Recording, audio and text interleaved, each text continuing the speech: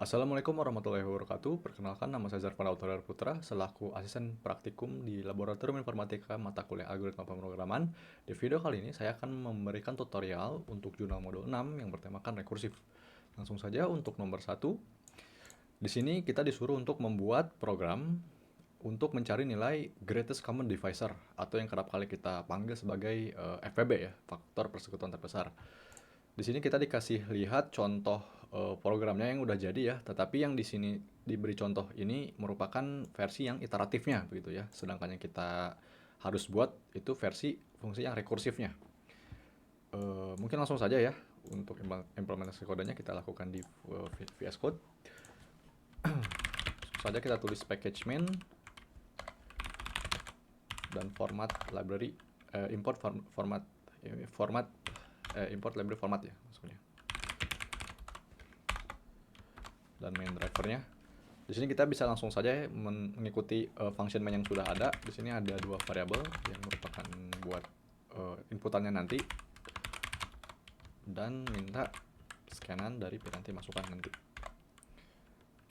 Langsung di print function yang bakal kita buat di bawah nanti ya. Jadi sebenarnya function rekursif yang kita buat ini sudah ada ya untuk algoritmanya itu sendiri, itu yang dinamain Euclidean algorithm begitu ya. Jika kita Google ini. Nah, jadi Euclidean algorithm itu pada dasarnya ya algoritma yang sudah rekursif ya dari sananya, seperti Fibonacci begitu ya. Itu merupakan function yang rekursif. Jadi di sini untuk Euclidean algorithm sendiri itu caranya, jadi kita pertama-tama membagi kedua angka yang kita ingin cari FPB-nya atau Greatest Common Divisor-nya. Nah, tetapi kita mungkin mengetahui ya, tidak semua angka itu bisa dibagi dalam artian dibagi habis bagi menjadi 0 begitu. Nah, di sini kita memanfaatkan hasil atau hasil bagi yang tidak terbaginya gitu. Di sini kita lihat remindernya ya, sisa baginya begitu. Kita memanfaatkan sisa baginya untuk dilanjutkan dibawa ke iterasi selanjutnya begitu di Euclidean algorithm itu. Di sini kita lihat langsung saja contohnya. 78 dibagi 66 itu hasilnya itu 1 ya. Tapi ada sisa yang belum terbagi, yaitu 12. Nah, 12 ini kita turunkan dan kita membaginya dengan angka 66 atau angka yang di sebelah kanannya di iterasi sebelumnya begitu ya. Di sini kita lihat contoh polanya itu begitu ya. Angka kanan diturunkan dibagi dengan hasil sisa baginya begitu. Dilihat lagi, 66 dibagi 12 itu hasilnya 5, ada sisanya 6. Nah, kita turunkan lagi angka yang di sebelah kanannya 12 dibagi dengan hasil sisanya gitu. Ini akan terus dilakukan terus-menerus sampai kita menemui angka 0 ya, di mana hasil sisanya itu 0 begitu di sini ya. Untuk di contohnya tuh 12 bagi 6 itu hasilnya 2 dan tidak ada sisa baginya. Nah, untuk implementasi codingannya itu sebenarnya cukup simpel ya. Kita panggil, kita definisikan namanya GCD ya, yang menerima dua input A dan B, dan dia bakal nge-return integer ya. Jadi function ini dia bakal nge-return sebuah bilangan yang data tipenya itu integer, makanya kita tulis di sini integer. Selanjutnya kita cek nih, selama kita cek kalau misalnya si B-nya itu enggak sama dengan 0, maka lakukan gitu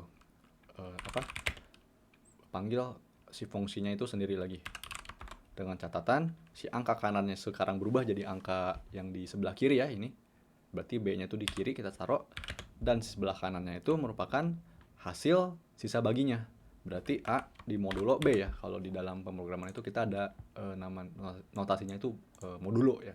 Modulo itu bakal mengeluarkan hasil sisa bagi gitu ya. Kalau di sini kan remindernya kayak gini ya kan ya caranya kalau di dalam Euclidean algorithm pada umumnya. Kalau di dalam pemrograman ya kayak ini, pakai modulo gitu. Kalau untuk base case-nya itu dia bakal nge-return langsung hasilnya gitu, A gitu. Mungkin kita lihat contohnya ya. Di sini contohnya itu kita dikasih angka 30 dan 42 yang merupakan hasilnya itu 6. Nah, ini ya. Ini kita kasih contoh lagi, 78 sama 66 ya. 78 sama 66 itu hasilnya 6 juga ya. 6 tuh Greatest Common Divisor-nya ya buat 78 66. Nah, mungkin untuk cara penjelasan yang lebih detailnya, Itu jadi pada dasarnya untuk rekursif ya, itu dia bakal melakukan function yang dia panggil terlebih dahulu gitu. Seperti ini misalnya contohnya ya. Mungkin langsung saya kasih contohnya yang tadi ya, 30 dan 42 nih kan ya. 30 dan 42 nih di function GCD di iterasi pertama nih. 30 dan 42. Pertama-tama kita cek nih, B-nya itu nggak sama dengan 0. B itu ini kan ya, ini B, ini A.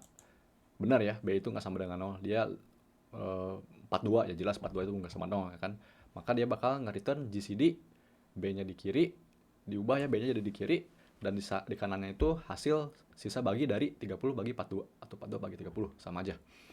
Itu dia bakal turun, begitu, B-nya di kanan, sekarang 42 yang di kanan ya, di kiri ya, dan yang di kanan itu hasil sisa baginya 30 modul 42 itu tetap 30 ya.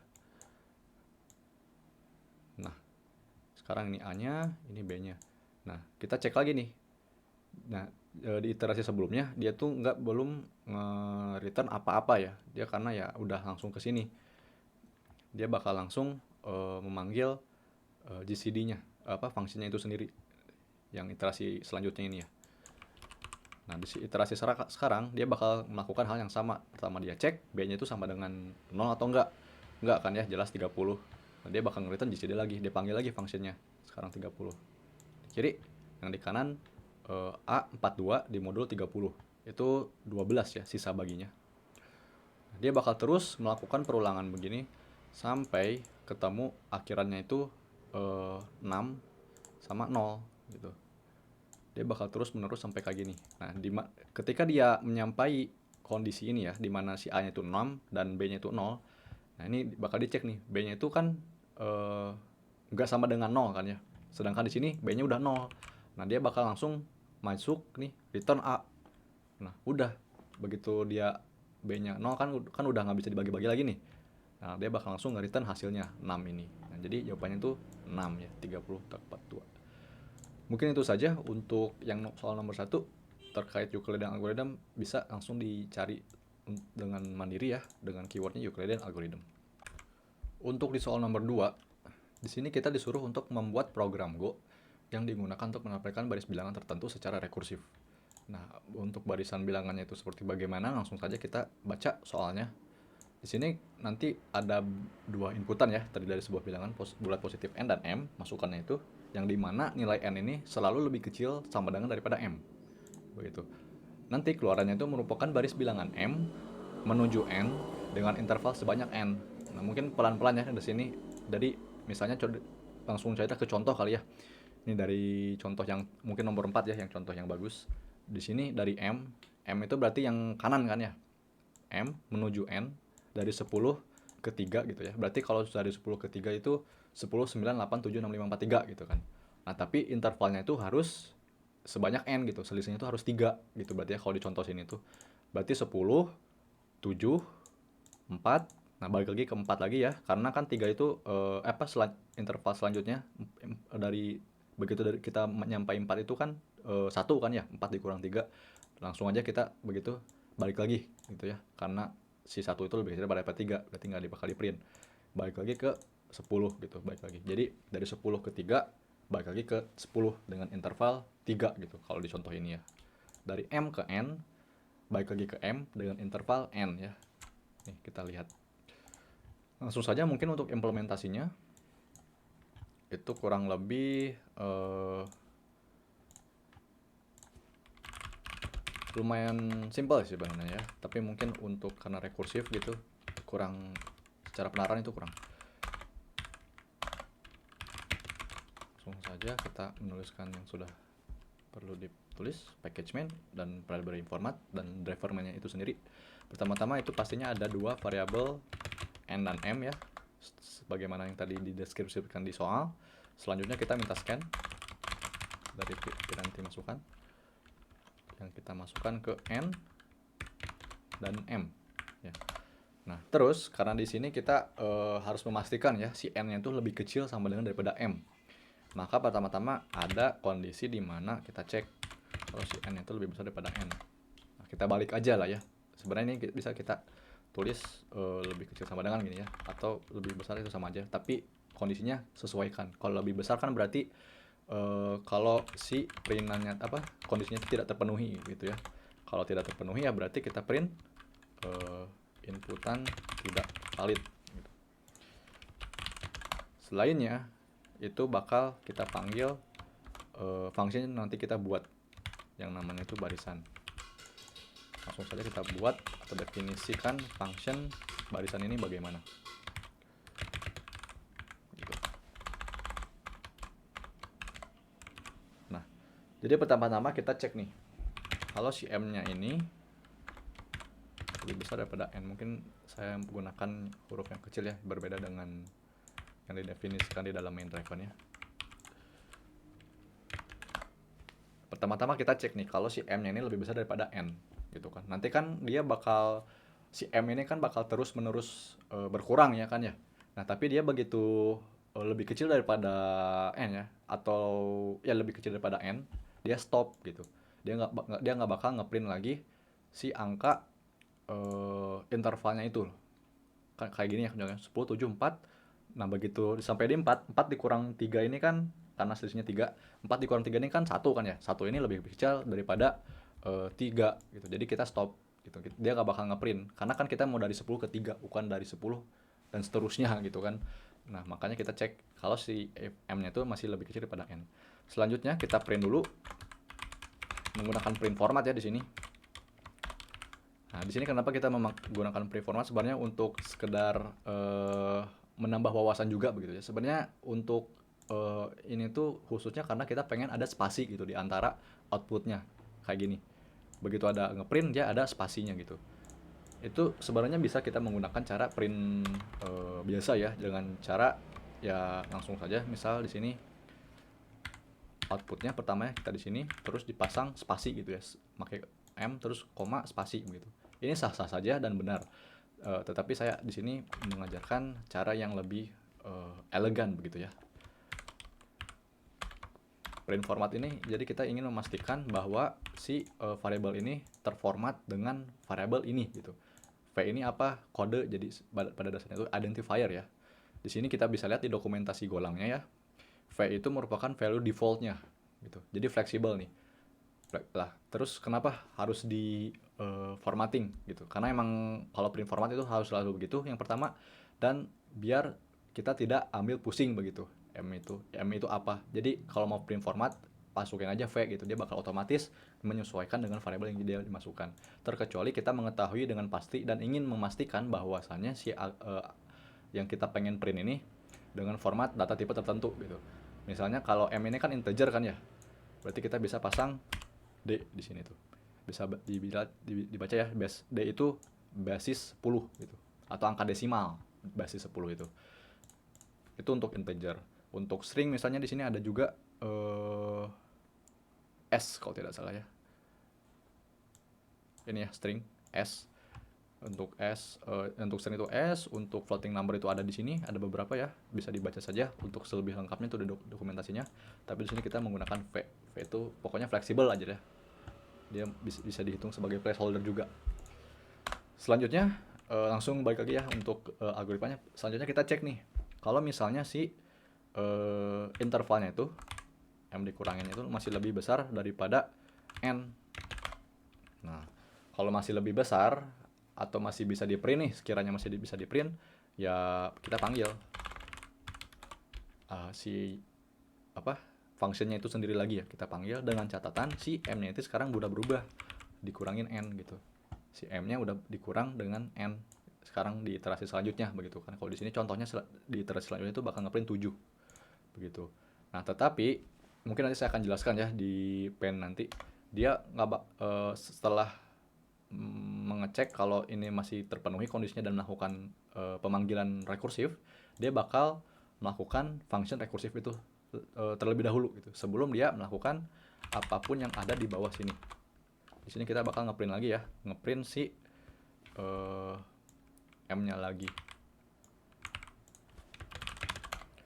Else ya kita print lagi ini kalau misalnya udah terpenuhi. Nah, jadi gimana logikanya? Ini simple.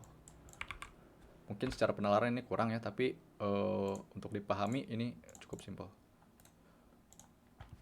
Jadi pertama-tama misalnya dikasih contoh 1 dan 5 nih ya. 1 dan 5. Ini N, ini M. Ini misal piranti outputnya nih. Terminalnya nih. Pertama-tama kita cek nih, M itu lebih besar daripada N. Ya kan? M 5 lebih besar daripada 1. Itu benar. Selanjutnya dia bakal ngeprint dulu. Dia bakal pada dasarnya bakal ngeprint M ya dengan spasi. Berarti di iterasi sekarang itu bakal ke print 5 gitu di terminalnya. Selanjutnya kita cek lagi nih, kalau di M dikurangin N atau selisihnya itu masih lebih besar sama dengan N. Benar ya, 5 dikurang 1 itu 4. 4 itu lebih besar daripada 1 kan ya. 5 M dikurang N itu lebih besar sama dengan daripada N. Itu benar. Itu dia bakal melakukan function recursion ini ya, memanggil si functionnya itu sendiri. Dengan catatan si N-nya sekarang, si N-nya tetap kan ya sebenarnya. Yang berubah itu M-nya. Sekarang M-nya itu berupa jadi 4, 5 dikurang 1 gitu. Nah begitu sampai di sini, si program yang ada di sini itu nggak bakal melanjutkan untuk ngeprint yang ada di sini atau yang apapun yang ada di bawah situ. Karena kita sedang memanggil function recursion ini. Kita harus menyelesaikan yang ada di bawah ini terlebih dahulu. Nah, untuk yang kayak gini, untuk yang contoh ini, dia bakal melakukan hal yang sama yang di program yang di atas tadi sebenarnya. 1 dan 4 bedanya sekarang. 1 dan 4 kita cek lebih besar daripada M-nya lebih besar daripada N kan ya, benar. Dia bakal ngeprint dan dia bakal ngecek ini lagi, M dikurang N-nya lebih besar daripada N, benar. Dia bakal panggil lagi recursion-nya lagi gitu. Dengan sekarang si M-nya ini berubah jadi 3. Dia bakal terus menerus begitu ya. 2 kena di titik-titik saja kan ya, sampai dia bertemu dengan seperti begini kan. Dia bakal ngeprint 1 tetap. Nah, tapi begitu dia ngeprint 1, di sini ngecek nih M-nya itu kan udah nggak lebih besar sama dengan N kan ya. Nah, dia bakal ngeprint yang else-nya ini 1 itu. Maaf ya, harus ini satunya nih ngeprintnya begitu dia udah di 1 ya, yang 1 ini. Jadi terminalnya tuh sekarang 5, 4, 3, 2, 1. Nah, 1 ini yang di print sama yang 1 ini. Nah, 2, 3, 4, 5-nya itu datangnya dari mana? Itu datangnya dari program yang tadi terhentikan sebelumnya nih. Kan 1, 5, 1, 4, 1, 3 ini kan tadi terhentikan ya kan ya. Belum dia melanjutkan yang ngeprint ini nih. Ngeprint untuk yang balik lagi. Nah, sekarang kita balik lagi ngeprintnya. Yang ini udah di print ya kan, dia masuk yang else, yang ini udah selesai. Selanjutnya yang ini kan tadi ngestaknya di barisan yang ini kan ya, yang di baris ke-20, line of code yang 20 ini. Nah, sekarang dia bakal ngeprint yang ini. Dia bakal ngeprint 3. Sebenarnya di sini harusnya ada 2 kan ya. Tadi saya skip di sini ya. Harusnya ada 2. Begitu dia di print, udah selesai yang ini. Selanjutnya dia bakal terus melanjutkan sampai yang balik lagi yang kelima gitu. Nah, itulah kenapa si program ini bisa ngeprint sampai balik lagi kelima gitu. Itu hal yang sama yang diterapkan untuk angka test case yang berbeda juga ya. Ini 3 dan 5, 2 dan 5, 3 dan 10. Bisa dicontohkan saja dengan cara saya tadi ya. Dia di step by step gitu. Dengan catatan yang dilakukan terlebih dahulu itu merupakan function recursion-nya itu tersendiri dulu. Dia bakal diselesaikan dulu yang anak-anaknya, baru dia lanjutkan secara mundur ya. Baru dia lakukan sampai selesai anak-anaknya gitu. Jadi begitu cara kerja recursion. Mungkin saya contohkan juga ya, ini belum dicontohkan. 1 dan 5 nih. 5, 4, 3, 2, 1, 3, 4, 5 ya kan. Contoh 3 dan 5 itu benar, 2 dan 5 benar, 3 dan 10 itu benar. Mungkin itu saja kan ya untuk nomor 2 dan nomor 1 tutorial sampai sini. Terlebihnya saya minta maaf jika ada terjadi kebingungannya dalam cara saya mengajar. Boleh langsung saja dikontak kode asisten praktikum saya itu ZDH. Boleh dicari kontak aspraknya. Selebih dari itu saya meminta maaf bila ada salah kesampaian. Assalamualaikum warahmatullahi wabarakatuh.